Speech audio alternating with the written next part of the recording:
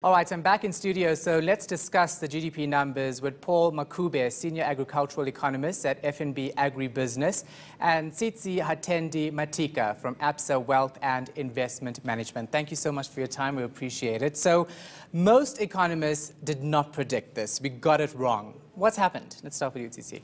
So I think the biggest thing was the fact that it's very hard to track the tertiary sector. So the things that we can track are the secondary and the primary industries. So this is how they missed it.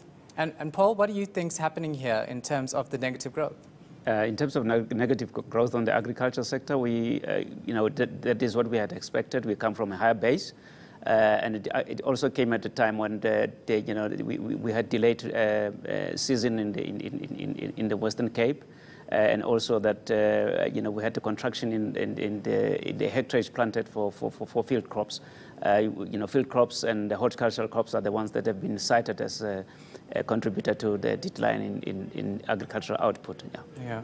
Now, some experts were saying we shouldn't have been surprised because the retail sectors were under pressure. We saw ShopRite reporting a decline in almost 2 years. That's how bad, 2 decades rather. That's how bad it was. So we should have seen this coming. We should have prepared better. Is that even something possible? Can you prepare better for something like this? I don't think so. Yeah. So I think a lot of it was optimism.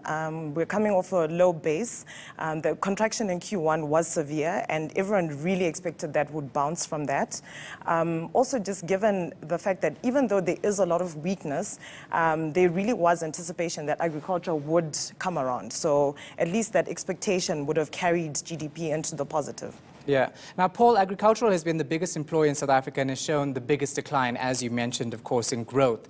What would you say are some of the main factors behind this? Yeah, the main factors. The first one on the horticulture is mainly your drought in the Western Cape. We're now starting to feel the effect of the drought in the Western Cape. The horticultural sector, fruits and vegetables. Now, fruit, a major export component for us in terms of loss of revenue, in terms of quantity that is lost. We also had the winter crops that declined in numbers. So those are the contributors to the decline in agricultural output. But also, we come from last year we had a massive crop, and obviously depressed prices early in the 2017-18 season resulted in reduced hectarage of field crops, and which has resulted in low output. But be that as it may, we are well supplied in terms of our staples. We're now sitting with a large carryover stock. Our harvest estimates now talks about 13.8 million tons for maize, which is our biggest staple and a major ingredient in livestock feeding. And our average consumption is about 10.8 million tons. So going into the next season, we are going in there with about 16.7 million tons. Of our staples. So well supplied at the moment, but the drought and the reduced production and hectarage has resulted in this contraction in the sector. I'm going to speak to you about jobs in the sector in a moment, but Tsitsi, let's talk about the future growth of investments in South Africa. I mean, the immediate future looks very bleak, but what's the effect of a period of negative growth like this on the future of growth of investments in South Africa? So I think it's easy to get stuck on the negatives, but if one thinks of the deterioration that was happening over the last decade, it was bound to catch up. So if one thinks of going forward, this is possibly a positive thing. So we can turn it around to use, they always say, don't waste a good recession, right? So this is a good time for companies to start really thinking in smart ways. So innovation and thinking about investing in smarter technologies and ways to grow ourselves out of the depression, out of the slump. So going forward, I think there is a lot of room. And we saw in the numbers that private sector is actually spending quite a bit. It's only that they're not spending enough to cover for government and SOEs that are not spending. Yeah. And that's the issue. Well, agricultural sector in particular, how do you actually capitalize on a recession? How do you change things in this sector to make sure that we come out of it on a positive note? Yeah. In fact, we expect a rebound in the third quarter, given the fact that these numbers you're counting a situation where we had not yet had the crop. Now we had the crop. I mean, from June to now, we are now at the tail end of our harvesting season, and the crop has been harvested. So we expect a rebound at the moment. Now, in terms of jobs, well, drought has decimated some jobs, but we can have a quick turnaround if we have stability in the sector going forward. But also the fact that if we have, we are heavily dependent on the weather, and therefore if you have favorable production conditions, we are likely to see those jobs coming back, especially those seasonal jobs. Given how big this sector is in our country and the employment it creates, does government need to get involved and cushion the blows in the agricultural sector, do you think? Well, it depends what support you're talking about when you come into agricultural sector.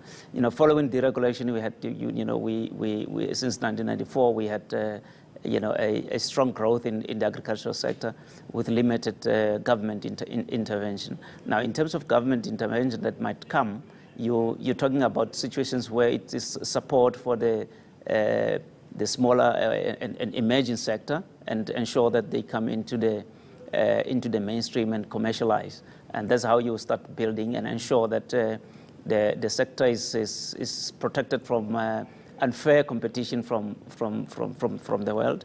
And I think you have already perhaps heard about the situation with other commodities where there's complaint about dumping in the country. Yeah. So those are the support measures. But otherwise, you have a functioning agricultural sector, which is relatively operating and self-correcting.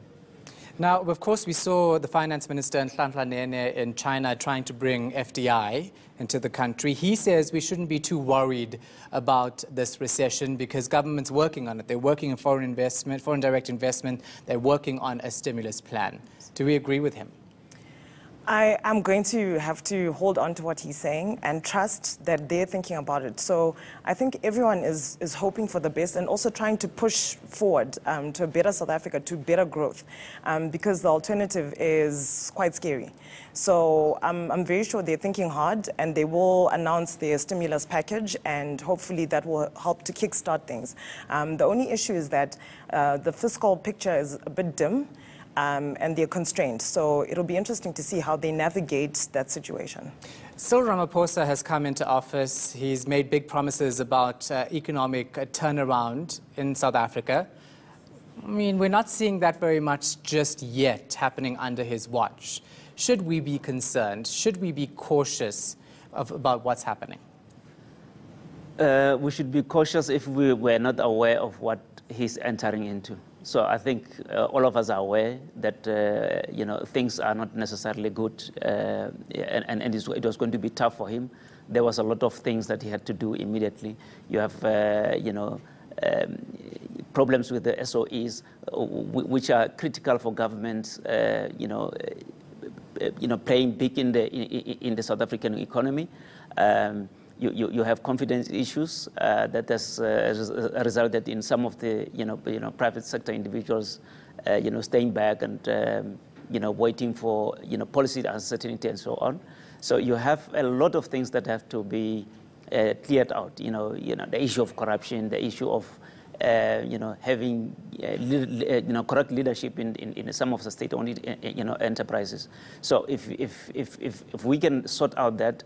Then even if you are going to start implementing very serious policy issues, you have at least you have stability in those sectors that you need to drive the economy. So at the moment, the sectors that are the government sectors that are critical for a big player in the economy are actually inward looking. and having to deal with internal issues and not actually contributing much to the growth of the economy. Tsitsi, what do you say people, ordinary South Africans, small business people, for instance, what should they do during this time? Small businesses play a big part, and there's no way the big companies can work together and take the country out of this on their own. So as much as the big companies do take up a lot of the economy, the small businesses are where you can actually employ a lot more people, where you can actually make a big difference. So I think it's very important for people to use this time to actually start thinking about that, and maybe starting your own business for those people who are unemployed and really struggling and wondering which way to go. If you do have ideas, you know, start looking at innovation hubs and the support. Government is giving a lot of support to small to medium enterprises. There's also a lot of financing coming through. So there are institutions like the IDC that are there to give that sort of support. So there are ways to get around it. Yeah, let's end on a slightly positive note, if possible, because I don't want to put words in your mouths. Can we be optimistic about the next couple of months and the next quarter? From our side, from the agriculture perspective, yes, we can be positive, but as I indicated, we are dependent on weather, and early indications are that we might have a return of the dry conditions in terms of the wet El Nino coming back. So it's still early days in terms of the forecast, but there are early warnings already that we might have some dryness in the season ahead. Fortunately, as I indicated, we are well supplied in terms of grains, so that you know, prices of those commodities are unlikely to increase sharply. So we are somewhat cushioned from that. But we have to monitor the developments on the weather front that will give us direction as to whether we are going to have a rebound in the sector. But for the third quarter, we're confident that there's going to be a rebound in the South African agricultural sector. And Tsitsi, you? I'm going to follow on that. Definitely, absolutely, we should be positive. And I think as long as the longer term trajectory starts to look better, that at least gives hope for the short term. Yeah. All right. Thank you so much for your time. Appreciate it. Of course, that was Paul Makube from FNB Agribusiness and Tsitsi Hatendi Matika, Absa Wealth and Investment Management. Thanks so much for that, guys. Appreciate it.